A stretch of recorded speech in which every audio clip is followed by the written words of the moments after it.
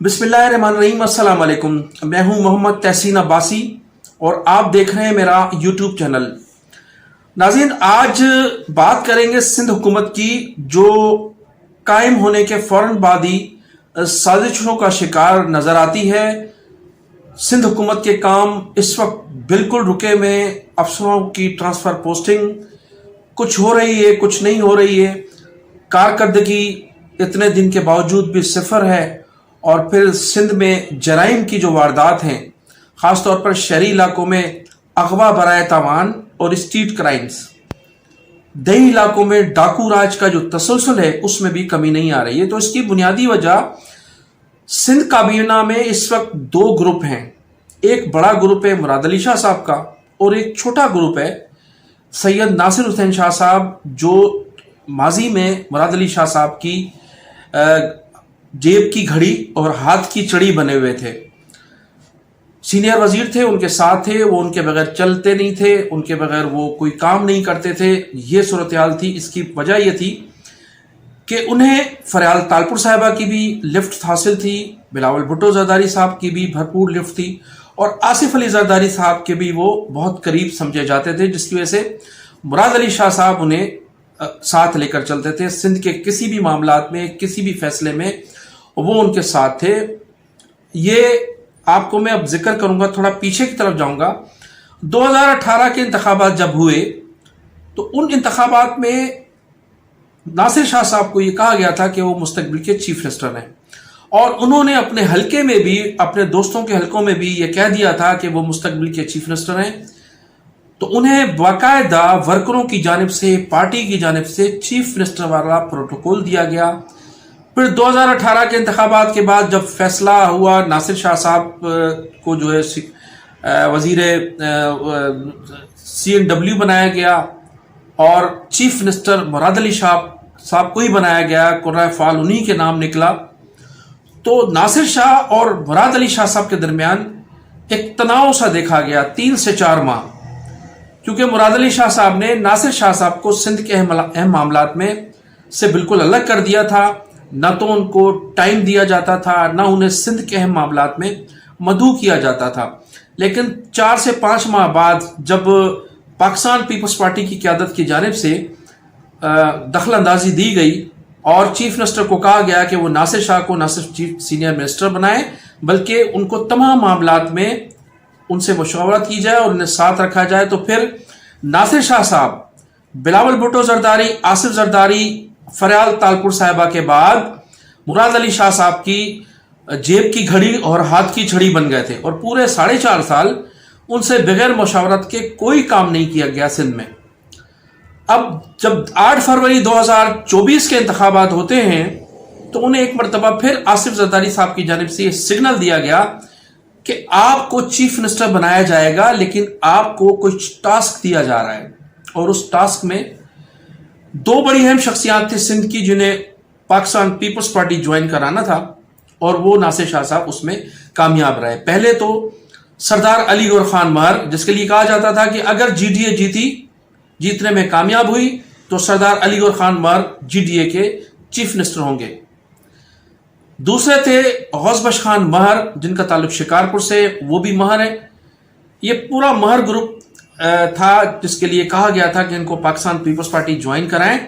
तो आपको chief minister बनाया जाएगा। इन दोनों ग्रुप ने, शिकारपुर के महरों ने और घोटकी के सरदार अली गौर खान महर ने, अपने भाई के साथ नासिर शाह साहब के कहने पर पाकिस्तान पीपल्स पार्टी ज्वाइन की और इसलिए की कि नासिर शाह अगर चीफ मिनिस्टर होंगे तो हम चीफ मिनिस्टर होंगे और हमारे मामला भी वैसे ही चलेंगे। लेकिन ऐसा नहीं हुआ। 8 फरवरी के इंतखाबात में पाकिस्तान पीपल्स पार्टी ने भरपूर कामयाबी हासिल की। किस तरह से की, किन लोगों ने दिलवाई, ये भी आवाम को पता है और सब लोग जानते हैं। उसके बाद नासिर शाह साहब एक मरतबा फिर चीफ मिनिस्टर के लिए क्या उम्मीदवार सामने आए, क्योंकि आसिफ अली जरदारी साहब ने उन्हें कहा था। 2018 में भी यही सूरत हाल थी, लेकिन बाद में नासिर शाह साहब ने मुराद अली शाह साहब से सॉरी की, माफी तलाफी हुई, तो उन्हें दोबारा अपनी जेब की घड़ी और हाथ की छड़ी बना लिया था मुराद अली शाह साहब ने। लेकिन इस मरतबा फिर 2018 के हालात पैदा हुए और नासिर शाह को एक ऐसी वजारत दी गई जिसमें आवाम का कोई ताल्लुक नहीं और लोग कहते हैं कि انہیں کھڈے لائن لگایا گیا ہے. جو اہم وزارتیں تھیں انہیں نہیں دی گئیں اور وزیر بلدیات سعید غنی کو بنایا گیا جو ان کی پسندیدہ وزارت تھی. اس کے علاوہ اور ان کی کوئی وزارت نہیں دی گئی. تو کہا یہ جاتا ہے کہ اس مرتبہ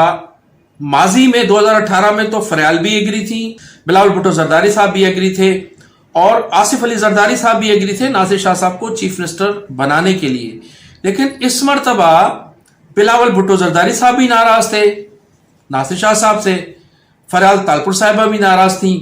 اور آصف علی زرداری تنہا ان کی حمایت کر رہے تھے. لیکن جب انہوں نے دیکھا کہ میری فیملی کے 2 فرد اس پر ایگری نہیں ہے تو انہوں نے بھی ہاتھ کھینچ لیا اور اس طرح سے نہ صرف انہیں وزارت اعلیٰ سے محروم ہونا پڑا بلکہ ان کی چوائس کی وزارت بھی انہیں نہیں دی گئی. اس کے علاوہ جو اہم وزارتیں تھیں ان سے بھی ان کو محروم رکھا گیا. تو اب صورتحال یہ ہے کہ آج 15 اپریل کو مجھے مجھے انتہائی باوسوک ذرائع نے بتایا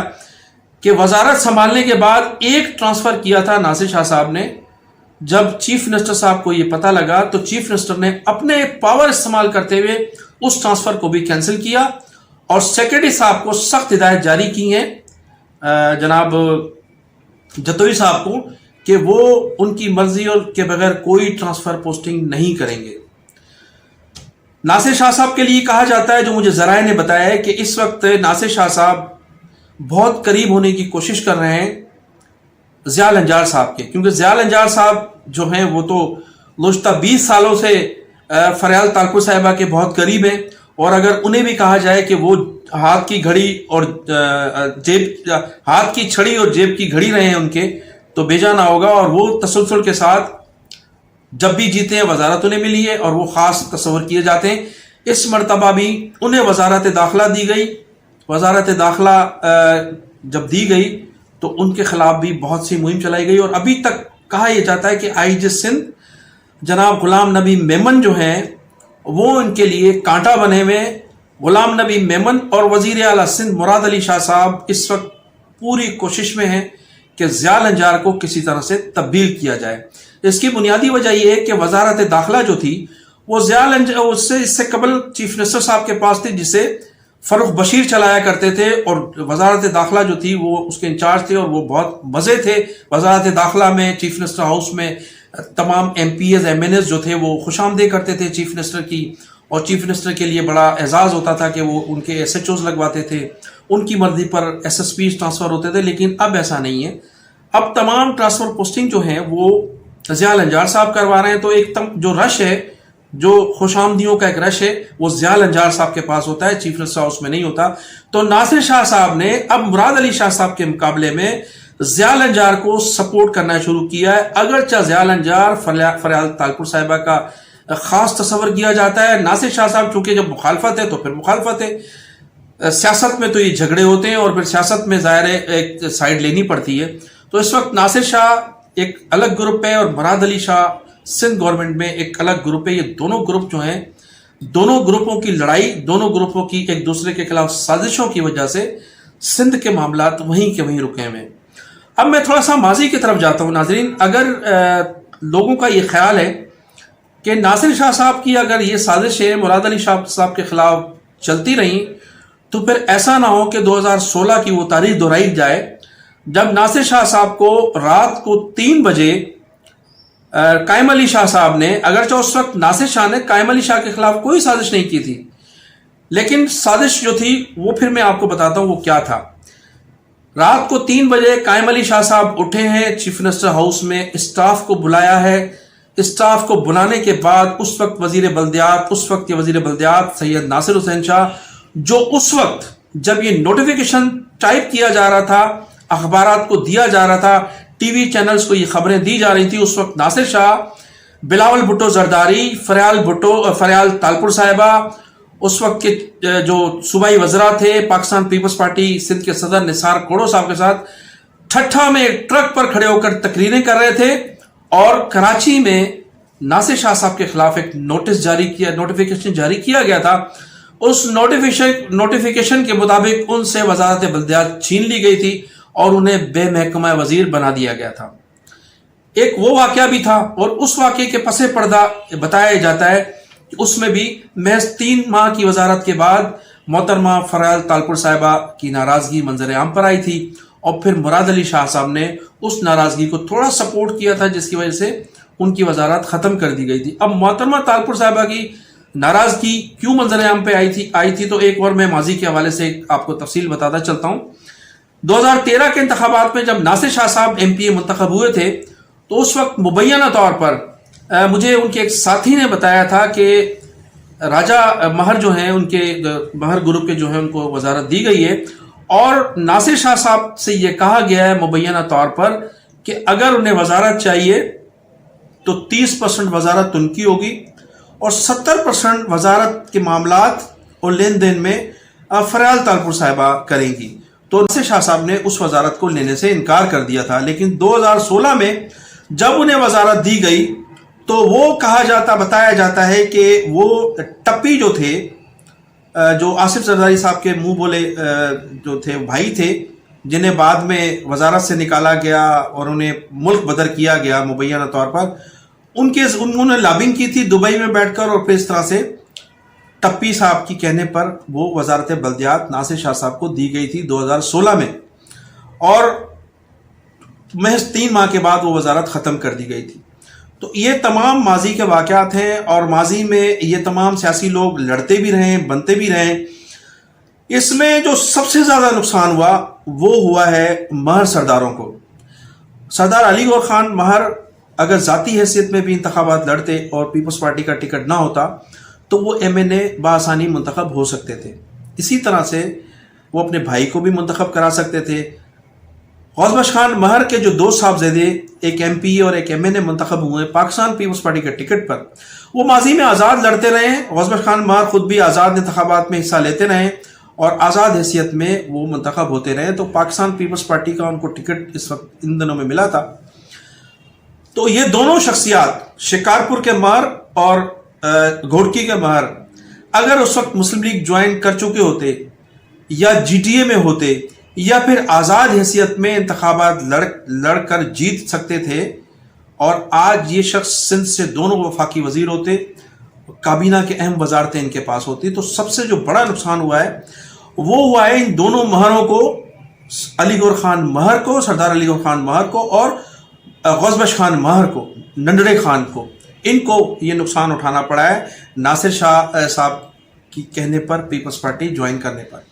اس سے قبل ان کا یہ خیال تھا کہ جب ناصر شاہ چیف منسٹر بنیں گے تو ممکن ہے عارف خان مہر کو بھی وزارت میں لیا جائے، ادھر سے راجہ خان مہر کو بھی صوبائی کابینہ میں لے لیا جائے گا، تو پیپلز پارٹی میں رہتے ہوئے 2 وزارتیں صوبائی کابینہ میں ملیں گی تو بہت ہے، لیکن وہاں بھی کوئی سلسلہ نہیں بنا اور وفاقی وزارت بھی ان کے ہاتھوں سے گئی۔ ان لوگوں کو نقصان ہوا۔ پھر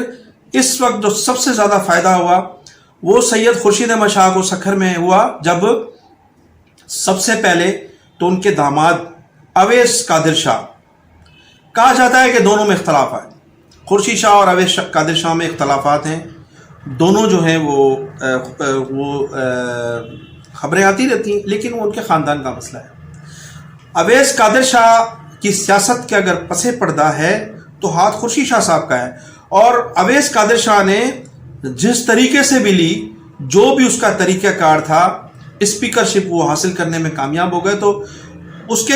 اسپیکر بننے کے فوری بعد جو سب سے بڑا سیاسی دھچکا تھا وہ ناصر شاہ صاحب کو لگا، اور اس طرح سے وہ جو ایک خواب دیکھا جا رہا تھا کہ خورشید شاہ کی سیاست کو ختم کر دیا جائے گا، لیکن وہ دوبارہ اسپیکرشپ ان کے خاندان کو ملی، وہ ایک مرتبہ پھر توانا ہو گیا سیاست میں۔ اگرچہ خورشید شاہ صاحب اس وقت کوئی خاص عہدے پر نہیں MNA، لیکن اویس قادر شاہ کے بننے سے یہ جو سید گروپ ہے یہ مضبوط ہو گیا ہے، اور ناصر شاہ صاحب کو ایک مرتبہ پھر جو ہے سیاسی طور پر نقصان اٹھانا پڑا۔ اگرچہ ناصر شاہ خود خورشید شاہ کے شاگرد ہیں، 1997 میں جو ٹکٹ دیا تھا پاکستان پیپلز پارٹی نے، اگر اس وقت ناصر شاہ کے خلاف مزاحمت کرتے خورشید شاہ تو وہ ٹکٹ نہیں مل سکتا تھا ناصر شاہ کو۔ 1997 میں خورشید شاہ نے تاج شیخ کو پاکستان پیپلز پارٹی سے کاٹنے کے لیے ناصر شاہ کے لیے رام وار کی تھی، مہر سرداروں کا سہارا لیا تھا، اور وہ پیپلز پارٹی انہوں نے جوائن کی تھی۔ تو ناصر شاہ کے خورشید شاہ استاد تھے، لیکن سیاست میں تو جب تک آپ اپنے محسنوں کے گردنوں پر بیٹھ کر چھلانگ نہیں لگائیں گے تو اس وقت تک آپ، ہوتا ہے سیاست میں آپ کسی کی بھی گردن پر بیٹھ کر آپ کراس کر سکتے ہیں۔ تو اس وقت صورتحال یہ ہے کہ دو سیدوں کی لڑائی میں سندھ جو ہے اس وقت بالکل تھما ہوا ہے، کوئی کام نہیں ہو رہا ہے، کوئی امن و امان کی صورتحال جوں کی تو موجود ہے۔ پھر کہا جاتا ہے کہ مراد علی شاہ کی طرف سے ڈاکو راج اور پھر اسٹریٹ کرائم جو ہیں وہ ایک ضیاء الانجار کے خلاف ایک سازش ہے، اس کی وزارت کو ختم کرنے کی ایک سازش ہے جس پر عمل کیا جا رہا ہے۔ لیکن مزید ناظرین اس میں بہت سی اور ایکسکلوسیو خبریں بھی ہیں، باتیں بھی ہیں، تو میں آئندہ ولاگ میں تمام چیزیں اور بتا سکوں گا، چونکہ ولاگ کافی لمبا ہو چکا ہے۔ تو انشاءاللہ تعالیٰ آپ کو مزید اس حوالے سے جو گروپس کی لڑائی ہے یا جو سندھ میں اندرون سیاست ہو رہی ہے اس کے حوالے سے میں آپ کو پوری انشاءاللہ تفصیلات سے آپ کو آگاہ کروں گا۔ تو اب مجھے اجازت دیجیے اور میرے چینل کو سبسکرائب بھی کیجیے گا، کمنٹ سیکشن میں جا کر اپنی قیمتی رائے کا اظہار ضرور کیجیے گا، اس لیے کہ آپ کی رائے جو ہے ہمارے لیے بڑی قیمتی ہوتی ہے اور آپ کی رائے سے ہی ہمیں جو ہے راہیں ملتی ہیں۔ پاکستان زندہ باد۔